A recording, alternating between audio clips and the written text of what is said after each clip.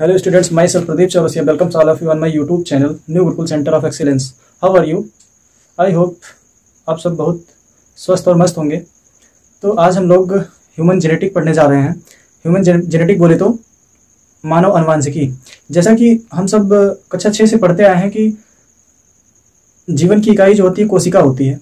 तो लेकिन आपने कभी सोचा होगा कि जो कोशिका होती है इनका कोऑर्डिनेशन और कंट्रोल, इनकी जो क्रिया विधि होती है इसको कंट्रोल कौन करता है या फिर कैसे होता है। तो आइए आज हम इसके बारे में डिटेल चर्चा करते हैं।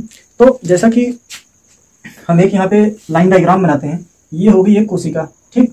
अब कोशिका के बीच में पाया जाता है क्या, ये हो गई हमारी सेल। सेल बोले तो कोशिका, दिखाई दे रहा है ना, हाँ ठीक। कोशिका के बीच में पाया गया केंद्रक, ठीक है। अब इस केंद्रक के बीच में होती है धागे नुमा ऐसे संरचना,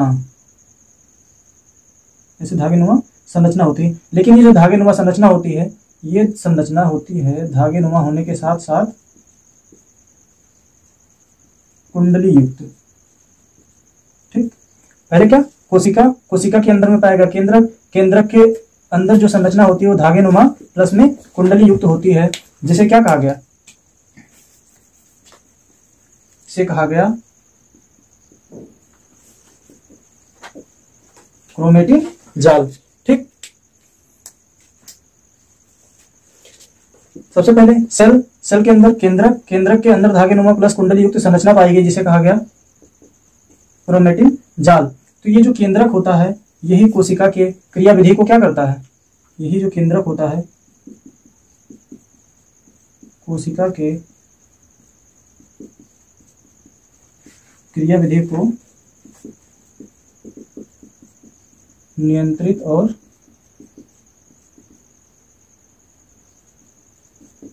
समन्वयित करता है, ठीक। तो ये जो क्रोमेटिन जाल था इसको क्या किया गया, क्रोमेटिन जाल को बाहर निकाल लिया गया। ये जो क्रोमेटिन जाल था इसको ऐसे नहीं, ऐसे करते हैं, ऐसे, ठीक। ये जो क्रोमेटिन जाल था इसको बाहर लाके एसिटो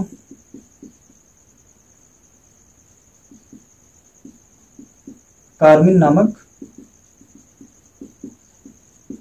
विलयन में रंगा गया। तो इसमें से एक जो था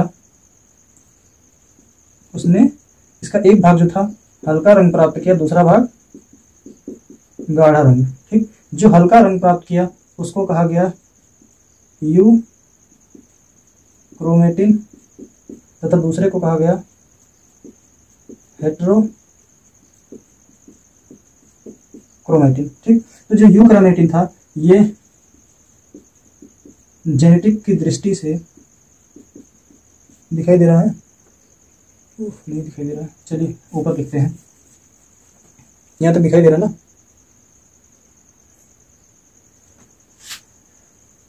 जब इसको रंगा गया तो इसका एक भाग हल्का रंग लिए हुए बाहर आया, दूसरा गाढ़ा रंग। तो जो हल्का रंग लिए हुआ था उसको कहा गया यू क्रोमेटिन, दूसरे को कहा गया हेटेरो क्रोमेटिन, ठीक। यू क्रोमेटिन था ये जेनेटिक की दृष्टि से एक्टिव या फिर सक्रिय शील था, दूसरा जेनेटिक की दृष्टि से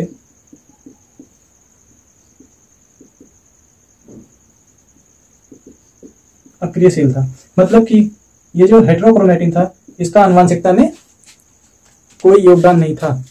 मतलब अब हम यहाँ पे चर्चा करते हैं कि जो जीवन की इकाई होती है उसे कोशिका कहते हैं, और जो कोशिका होती है इसका जो कोऑर्डिनेशन और नियंत्रण होता है, मतलब कि कोशिका की जो क्रिया विधि होती है इसको नियंत्रित और जो समन्वयित करने का कार्य करता है उसे केंद्रक कहते हैं। और जो केंद्रक होता है उसके अंदर धागे नुमा और कुंडली युक्त संरचना पाई जाती है, जिसे कहा गया क्रोमेटिन जाल, ठीक।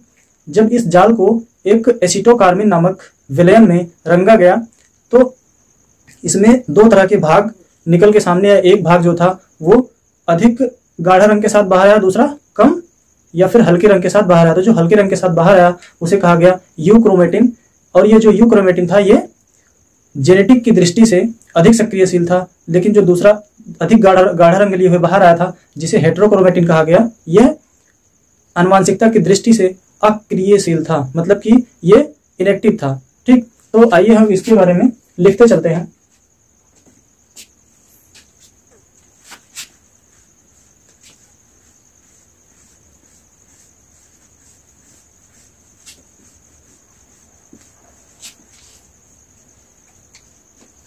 सबसे पहले हम लिखेंगे पॉइंट नंबर 1,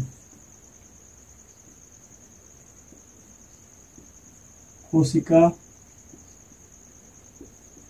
जीवन की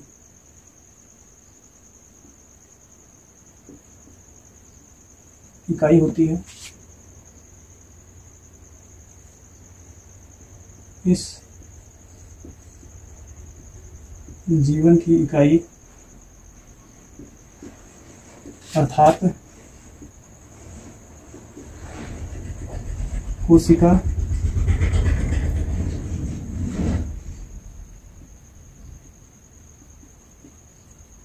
के जैविक क्रियाओं का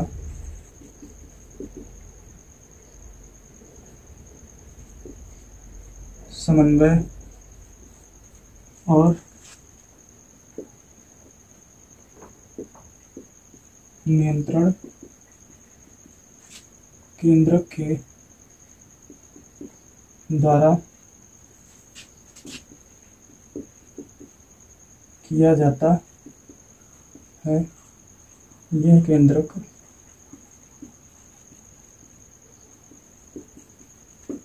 कोशिका के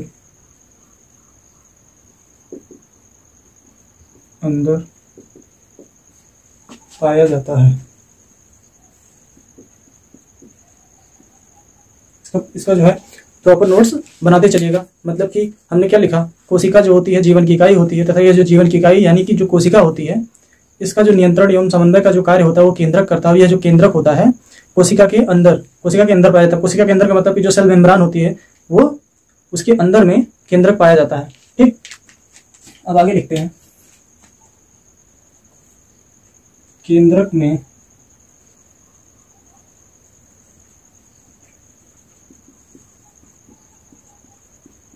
धागेनुमा संरचना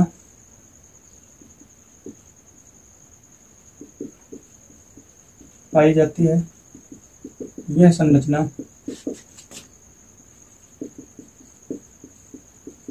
धागेनुमा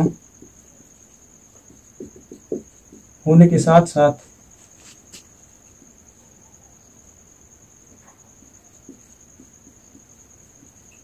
कुंडलीयुक्त बोले तो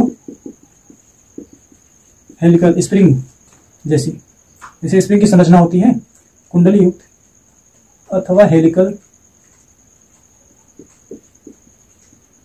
होती है।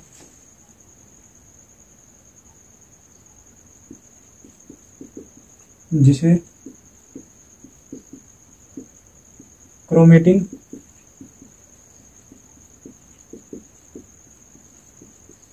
जाल कहा जाता है। ठीक, अब आगे लिखते हैं। हमने बताया था कि तो हमने लिखा कि इसमें जो कुंडली युक्त और धागेनुमा संरचना पाई गई इसे हम क्रोमेटिन जाल कहते हैं। और जब इस क्रोमेटिन जाल को एसिटोकार्मिन नामक रंजक या अभिरंजक या फिर जिसको बोलते हैं डाई से जब रंगा गया तो इसमें दो तरह के भाग सामने आए। एक भाग हल्का रंग लिया हुआ था, दूसरा भाग गाढ़ा रंग लिया हुआ था। आइए लिखते हैं आगे।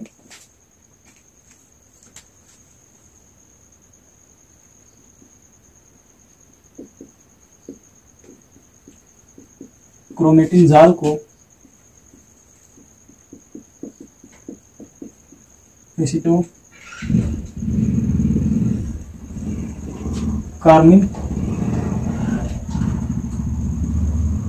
नामक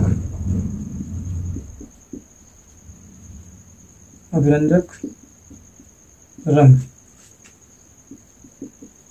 से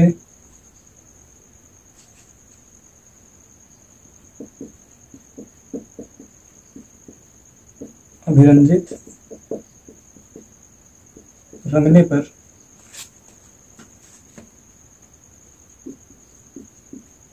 दो तरह के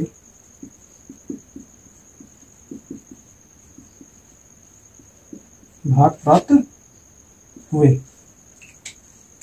पहला भाग जो था, सबसे पहले हम जान लेते हैं कि एसिटोकार्मिन था, तो यहां पे लिख लेंगे थोड़ा सा एक लाइन, एसिटोकार्मिन। ठीक, तो जो एसिटोकार्मिन था, ये जो था सबसे पहले तो एक विलयन था। कैसा विलयन था? शुष्क विलयन था। ठीक, अब ये जो शुष्क विलयन था, ये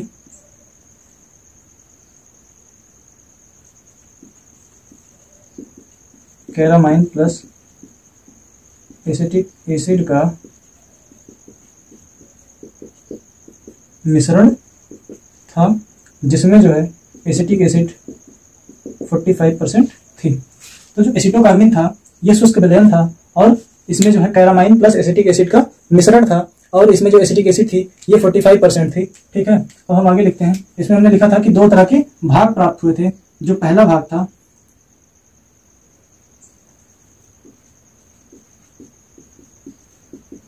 पहला भाग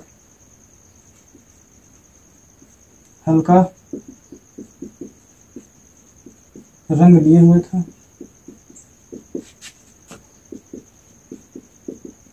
जिसे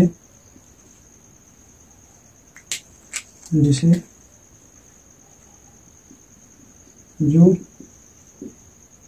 क्रोमेटिन कहा गया। और दूसरा नंबर जो था,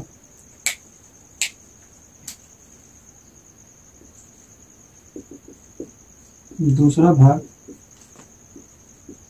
जो गाढ़ा रंग लिए हुए था, उसे हेटेरो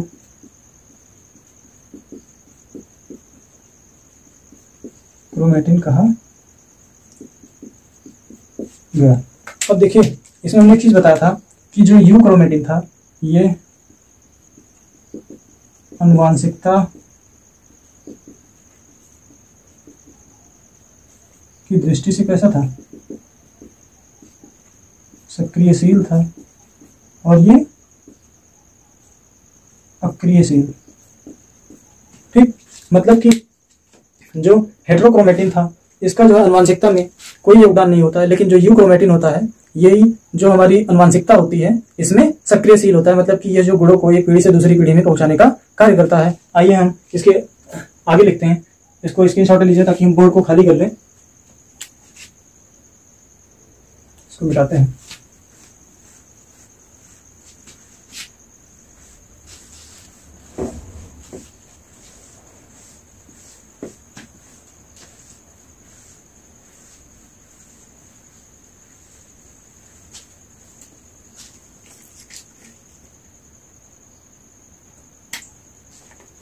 लिखते हैं you chromatin.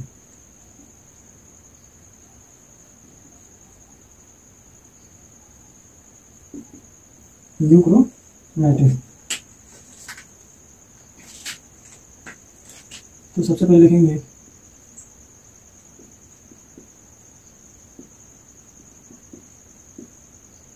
You chromatin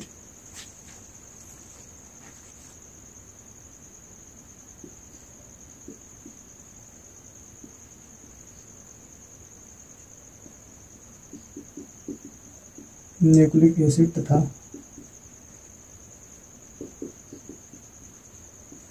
basic protein, जिसको कहते हैं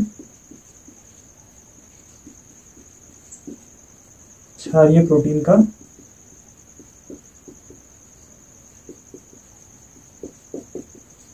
मिश्रण होता है। ठीक,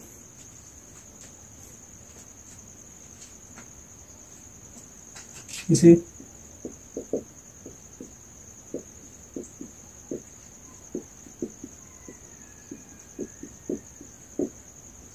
न्यूक्लियोप्रोटीन कहते हैं।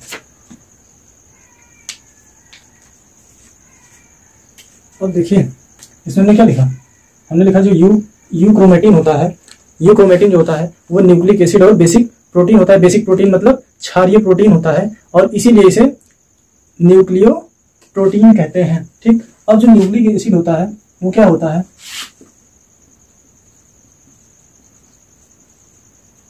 न्यूक्लिक एसिड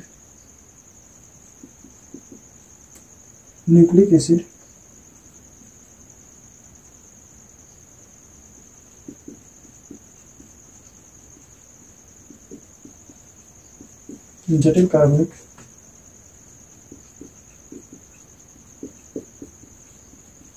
अम्ल होता है।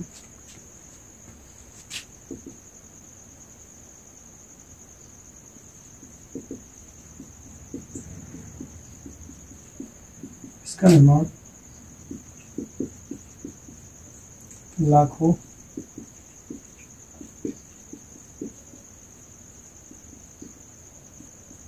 न्यूक्लियोटाइड्स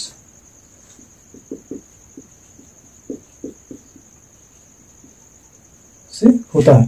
ठीक, इसका जो निर्माण होता है लाखों न्यूक्लियोटाइड से होता है।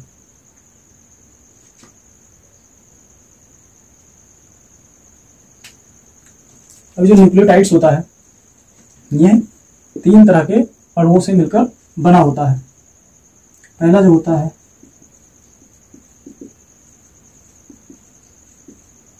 पेंटोज सकरा, दूसरा जो होता है फास्फेट, तीसरा जो होता है नाइट्रोजनी बेस, इसको कहते हैं क्षार। तो जो यूक्रोमेटिन होता है वो न्यूक्लियो एसिड तथा बेसिक प्रोटीन से मिलकर बना होता है। न्यूक्लियो एसिड, ठीक है, बेसिक प्रोटीन, इसीलिए इसको न्यूक्लिक एसिड का न्यूक्लियो लिया गया और बेसिक प्रोटीन का प्रोटीन लिया गया और इसका नाम दिया गया न्यूक्लियो प्रोटीन। ठीक है, तो जो यहाँ पे लिखा हुआ है न्यूक्लिक एसिड, न्यूक्लिक एसिड जो होता है वो जटिल कार्बनिक एसिड होता है और ये जो जटिल कार्बनिक एसिड होता है इसका निर्माण होता है लाखों न्यूक्लियोटाइड से। ठीक है, लाखों न्यूक्लियोटाइड से। अभी जो चूंकि ढेर सारे न्यूक्लियोटाइड्स होते हैं लेकिन एक जो न्यूक्लियोटाइड्स होता है वो 3 प्रकार के अणुओं से मिलकर बना होता है। पहला क्या है पेंटोज सकरा, दूसरा क्या है फास्फेट, तीसरा क्या है नाइट्रोजनी बेस अथवा क्षार। ठीक, अब आगे चलते हैं, इसका स्क्रीनशॉट लीजिए।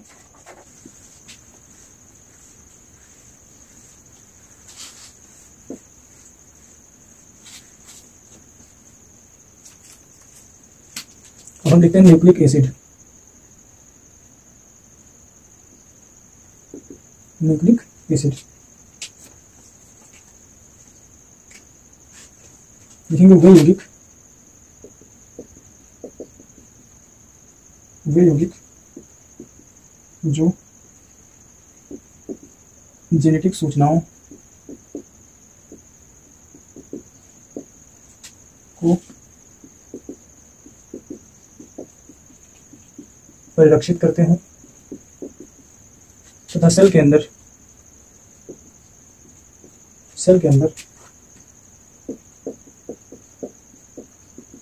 प्रोटीन का संश्लेषण तथा सेल के अंदर प्रोटीन के संश्लेषण को नियमित और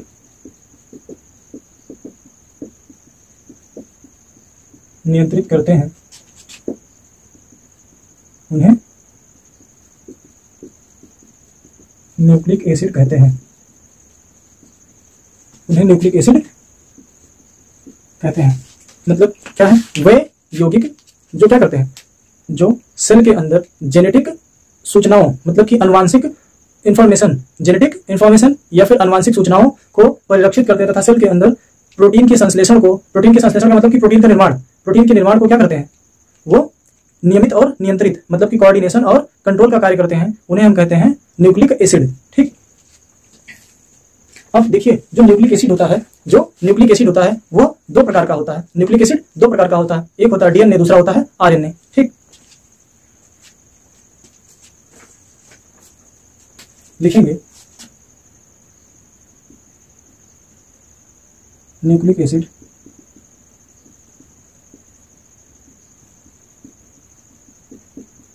दो प्रकार का होता है, पहला है डीएनए, दूसरा है आरएनए। ठीक, अब यहाँ पे डीएनए फॉर होगा डीऑक्सी राइबोज न्यूक्लिक एसिड, और ये है राइबोज न्यूक्लिक एसिड। ठीक, डीऑक्सी राइबोज न्यूक्लिक एसिड और राइबोज न्यूक्लिक एसिड। अब आगे लिखते हैं। सर्वप्रथम 1869 में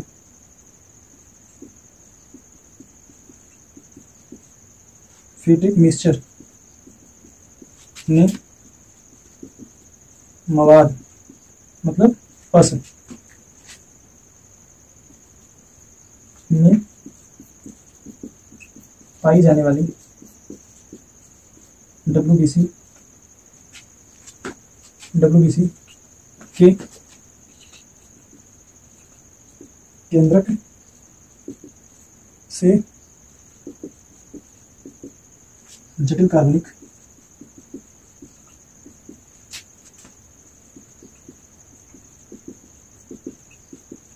अम्ल प्राप्त किया और इसे न्यूक्लिन नाम दिया।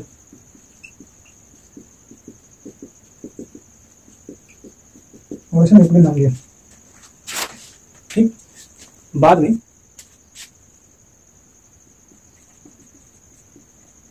बाद में 1889 ईस्वी में एक वैज्ञानिक थे जिनका नाम था अल्टमान ने नाभिकीय अम्ल या न्यूक्लिक एसिड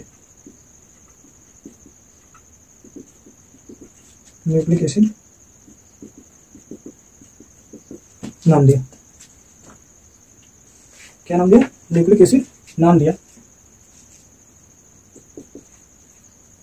फिर 1893 में, दिखाई दे रहा है ना, 1893 में एक वैज्ञानिक थे जिनका नाम था कोसले। क्या नाम था? कोसले ने न्यूक्लिक एसिड के घटकों का पता लगाया। ठीक, क्या किया? न्यूक्लिक एसिड के घटकों का पता लगाया, जिसके लिए 1910 में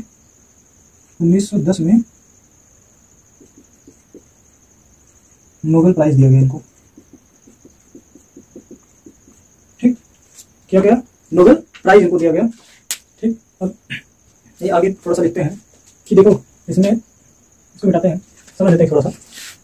जो क्या होता है न्यूक्लिक एसिड, क्या न्यूक्लिक एसिड ये जो होता है क्या करता है, सेल में जो है जेनेटिक सूचनाओं को, न्यूक्लिक एसिड क्या होता है, ऐसा यौगिक होता है जो सेल के अंदर जेनेटिक इंफॉर्मेशन को क्या करता है, परिलक्षित करता है, तथा क्या परिलक्षित मतलब सेव करके रखता है, तथा इनके अंदर जो प्रोटीन का संश्लेषण होता है उसको नियमित और नियंत्रित करता है। ठीक, अब ये जो न्यूक्लिक एसिड होता है ये दो प्रकार का होता है, पहला होता है डीएनए, दूसरा होता है RNA. DNA for deoxyribose nucleic acid और RNA for ribose nucleic acid. ठीक, सर्वप्रथम 1869 में एक थे फ्रीडरिक मिक्सचर नामक वैज्ञानिक, इन्होंने क्या किया, मवाद आप लोग जानते होंगे ना, अक्सर देखा होगा जब कहीं पे कट जाता है और इन्फेक्शन की वजह से वहां पे व्हाइट कलर का पस जमा हो जाता है जिसे मवाद कहते हैं, या फिर कभी फोड़ा हो जाता है तो उसमें व्हाइट कलर का आ जाता है जिसे हम मवाद कहते हैं। और आजकल जो ये कोरोना वायरस का जो इन्फेक्शन हो रहा है फेफड़े में, तो फेफड़े में वो मवाद बन जाता है, और वो जो जब मवाद बनता है तो जो हमारे जो ब्रोंकाई होती है, ब्रोंकाई के आगे ब्रोंक्यूलस होता है, तो वहां पे जाके वो जमा हो जाता है, जिससे फिर ऑक्सीजन और कार्बन डाइऑक्साइड का आदान प्रदान रुक जाता है, जिसके कारण इंसान की मौत हो जाती है। तो यहाँ पे जो वो पस या फिर जिसको मवाद कहते हैं, उसमें जो WBC पाई गई, WBC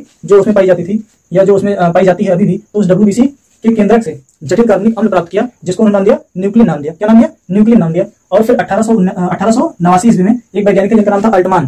क्या नाम था? अल्टमान ने क्या किया, नाभिकीय अम्ल या न्यूक्लिक एसिड नाम दिया। उन्होंने नाम दिया था किसने?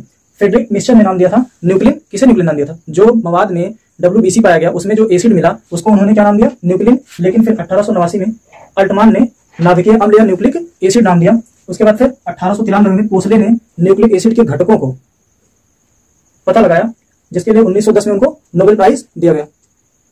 हाँ, तो जो जेनेटिक एसिड होता है, तो हम फिर से एक बार बात कर लेते हैं। तो वे यौगिक जो क्या करते हैं? जेनेटिक इंफॉर्मेशन को परिरक्षित या सेव करके रखते हैं तथा सेल के अंदर प्रोटीन का संश्लेषण जो होता है उसको नियंत्रित और समन्वयित करते हैं, या फिर हम कह सकते हैं कि नियमित और नियंत्रित करते हैं, उन्हें हम कहते हैं न्यूक्लिक एसिड। न्यूक्लिक एसिड दो प्रकार का होता है, पहला होता है डीएनए, दूसरा होता है आरएनए। अब बात करते हैं कि जो न्यूक्लिक एसिड था इसके बारे में एक क्रमबद्ध जो जानकारी हुई कैसे हुई और किस किसने दिया कैसे। तो जो न्यूक्लिक एसिड था सर्वप्रथम कब? 1869 ईस्वी में। कब? 1869 ईस्वी में एक थे फ्रेडरिक मिक्सचर नामक वैज्ञानिक, जिन्होंने जो पस या मवाद होती है उसमें जो WBC पाई जाती है उसमें उन्होंने जो एसिड प्राप्त किया उसको उन्होंने नाम दिया न्यूक्लिन। उसके बाद फिर एक वैज्ञानिक थे आल्टमैन। क्या नाम था उनका? आल्टमैन। तो आल्टमैन ने 1889 ईस्वी में उसका जो नाम दिया वो नाम दिया नाभिकीय। फिर एक वैज्ञानिक थे कोसले, जिन्होंने 1893 में न्यूक्लिक एसिड के घटकों के बारे में पता लगाया और इस उपलब्धि के कारण उनको 1910 ईस्वी में नोबेल प्राइज से सुशोभित या सम्मानित किया गया। ठीक, अब आइए हम जो न्यूक्लिक एसिड होती है उसके संरचना के बारे में बात करते हैं।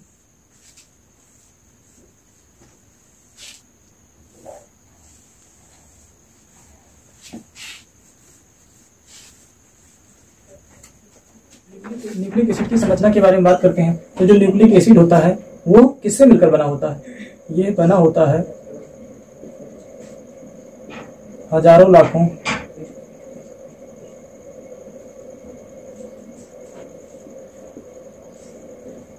न्यूक्लियोटाइड्स से मिलकर बना होता है। और ये जो न्यूक्लियोटाइड्स होता है ये 3 प्रकार के अणुओं से मिलकर बना होता है। पहला था शकरा, दूसरा था नाइट्रोजनी बेस और तीसरा था फास्फेट। अभी जो शकरा होती है ये 2 प्रकार की होती है।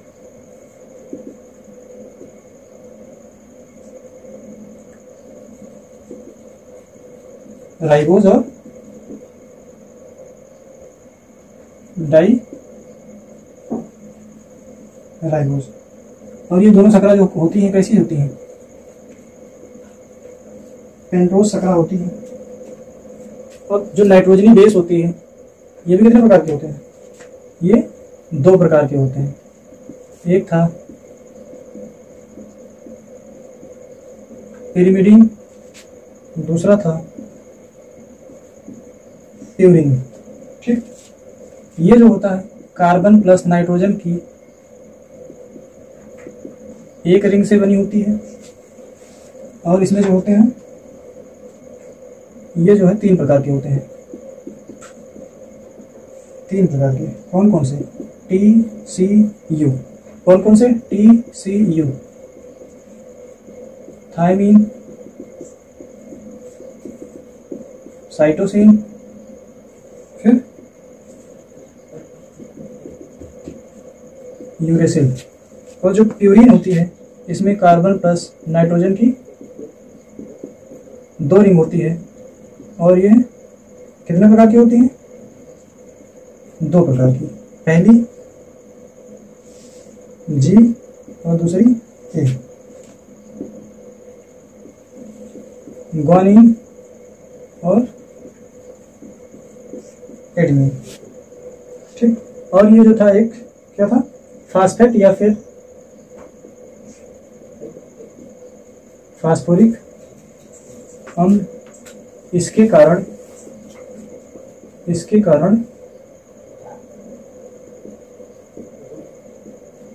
डीएनए और आरएनए की प्रवृत्ति अम्लीय होती है। ठीक, कैसी होती है? अम्लीय होती है। हाँ, तो हमने बताया कि जो न्यूक्लिक एसिड होती है उसका जो क्रमबद्ध अध्ययन था कुछ इस प्रकार था। सन 1869 ईस्वी में फ्रेडरिक मिक्सचर नामक वैज्ञानिक थे, जिन्होंने जो पस या मवाद होता है उसमें जो WBC पाई जाती है उसमें उन्होंने एक एसिड प्राप्त किया जिसको उन्होंने न्यूक्लिन नाम दिया। उसके बाद 1889 ईस्वी में एक वैज्ञानिक थे जिनका नाम था आल्टमैन। क्या नाम था? आल्टमैन। उन्होंने उसको नाम दिया नाभिकीय अम्ल या फिर न्यूक्लिक एसिड। उसके बाद फिर 1893 ईस्वी में एक वैज्ञानिक थे जिसका नाम था कोसले। कोसले ने इसके घटकों के बारे में बताया, जिसके लिए उन्हें 1910 ईस्वी में नोबेल प्राइज से सुशोभित किया गया। ठीक, अब फिर हमने बताया कि जो न्यूक्लिक एसिड होती है उसकी संरचना। ठीक, तो ये जो है हजारों लाखों न्यूक्लियोटाइड से मिलकर बने होते हैं। कौन से? न्यूक्लिक एसिड जो होती है हजारों लाखों न्यूक्लियोटाइड से मिलकर बने होते हैं। और जो न्यूक्लियोटाइड्स होता है ये 3 प्रकार के अणुओं से मिलकर बनता है। पहला अणु था शकरा, दूसरा था नाइट्रोजनी बेस और तीसरा था फास्फेट या फास्फोरिक अम्ल। ठीक, तो जो शकरा था ये 2 प्रकार का होता है, एक राइबोज और दूसरा डाइराइबोज। और ये जो क्या होते हैं, ये पेंटोज शकरा होते हैं। क्या होते हैं ये पेंटोज शकरा होते हैं। और जो नाइट्रोजनी बेस होते हैं ये 2 प्रकार के होते हैं, पहला था पिरिमिडीन, दूसरा था प्यूरिन। जो पिरिमिडीन होता है इसमें कार्बन तथा नाइट्रोजन की एक रिंग या फिर एक वलय होती है और ये 3 प्रकार की होती है, थायमिन, साइटोसिन और यूरेसिल। लेकिन जो प्यूरिन होती है उसमें कार्बन और नाइट्रोजन की 2 रिंग या 2 वलय होती है और ये 2 प्रकार की होती है, पहले को बोलते हैं ग्वानिन, दूसरे को बोलते हैं एडेनिन। उसके बाद हम फास्फेट या फास्फोरिक अम्ल की बात करते हैं, तो इसी के कारण जो डीएनए और आरएनए होता है उसका जो गुण या फिर उसकी जो प्रवृत्ति होती है वो अम्लीय होती है। ठीक है, तो हमारा ये जो आज का वीडियो है इसको आप लोग देखिएगा तथा कमेंट करके बताइएगा कि आज का वीडियो कैसा रहा। अगर अच्छा लगे आपको और आपके लिए हेल्पफुल हो तो आप लोग इसको शेयर जरूर कीजिएगा तथा हमारे चैनल को सब्सक्राइब करना ना भूलिएगा। Thank you. इसी तरह के और वीडियो